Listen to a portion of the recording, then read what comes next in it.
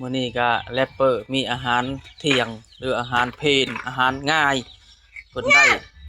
หน่อไม้หน่อไม้ธรรมชาติหน่อไม้ไผ่บ่นี่หน่อไม้ไผ่บ้านหรือหน่อไม้ไผ่ดงวะไผ่บ้านบ่หน่อไม้ไผ่บ้านเนาะ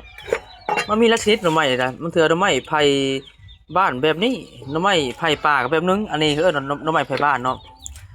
ห้วยช่วงนี้ฝนตกใหม่เนาะคือว่าของอยู่ของกินก็มีหลายเนาะบ่ว่าจิรอแต่ว่ามันออกหมดว่าไงยามฝนตกมาแล้วมันสิหากินง่ายเนาะอ่านี่เท้าแรปเปอร์เลยนี่กินอย่างแรปกินขนมเนาะแรปเปอร์พาหน่อไม้มานะคือวายเนาะมื้อนี้ได้คิดของกินเพลนกินง่ายเลยหน่อยหน่อไม้ไผ่หน่อไม้ไผ่บ้านอืม